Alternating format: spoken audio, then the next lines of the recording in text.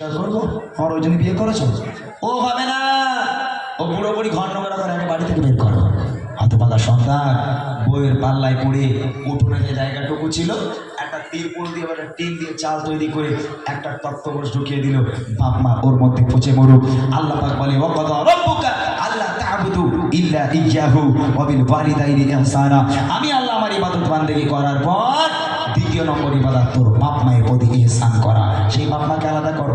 কবি লিখছে দেখেন, বিনা স্বার্থে ভালোবাসা তাকে সততা চাচার মনে চোখে চোখে বসে বাতে আগলে রাখে মা প্রতি মানে বিনা স্বার্থে ভালোবাসা তাকে সততা চাচার মনে চোখে চোখে বসে বাতে আগলে রাখে মা প্রতি মানে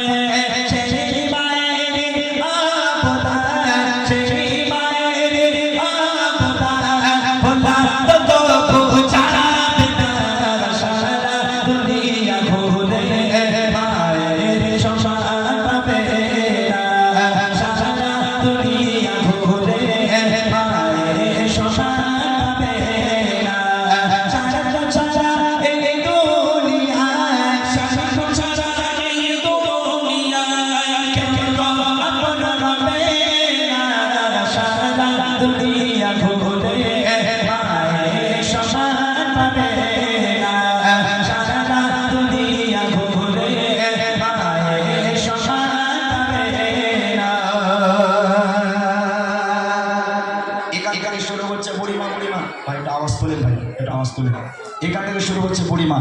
এই বাপ মা আলাদা হয়ে গেল, এখন ছেলে আলাদা খায় আর বাপ মা আলাদা খায়। ছেলে আর মায়ের দিকে তাকিয়েও দেখে না যে মায়ের খাওয়া হচ্ছে কিনা, বাপটার কোনো ওষুধ পালা লাগবে কিনা তাকিয়েও দেখে না। মা রাস্তা ধারে দাঁড়িয়ে আছে, সন্তানটা কখন বাজারে যাবে, মা দাঁড়িয়ে আছে একটু ওষুধ আনতে দেবে। সন্তান একটা ব্যাগ হাতে করে বাড়ি থেকে বার হলো, মা ডাকছে এই খোকা কোথায় যাচ্ছিস বাবা? বলে মা বাজারে যাচ্ছি। মা বলছে খোকা রাতের বেলা থেকে বুকের ব্যথাটা বড্ড বেড়েছে বাবা, সারাটা রাত আমি ঘুমোতে পারিনি, আমার জন্য একটু ওষুধ এনে দিবি বাবা 10 টাকা।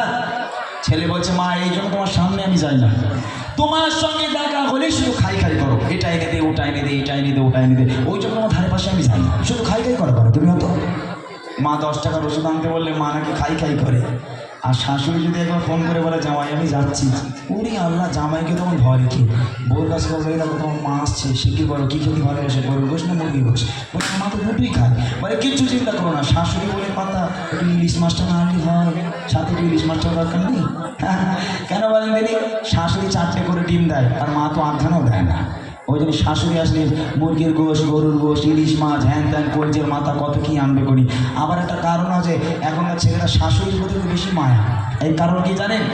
5G জামানা তো, এই 5G ইন্টারনেট এত স্পিডে চলছে যে মায়ের পায়ের তলায় জান্নাত আর নেই। এখন এই ইন্টারনেটের স্পিডে মায়ের পায়ের তলা থেকে জান্নাত ট্রান্সফার হয়ে শাশুড়ির পায়ের তলায় চলে গেছে। ওই জন্যই খালি জামাইরা শাশুড়ির পায়ে চুমো খাচ্ছে। তাহলে আমার শাশুড়ির মতো সুন্দর আর কেউ পৃথিবীর বুকে হয় না। আহা হা, যার বাড়িতে বাপ মা আছে তার বাড়িতে বরকত আছে।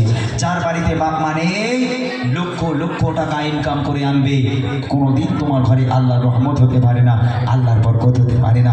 তোমার বাপ মা তোমার জন্য রাহমা, তোমার বাপ মা তোমার জন্য বরকত। শেষ কথা কবি লিখছে দেখেন, হ্যাঁ চাচা তো কথা তো নাতে হয় না গেলাম তো মাওলাতে একদিন রাতে ও ঘো হাসে না বসে থাকে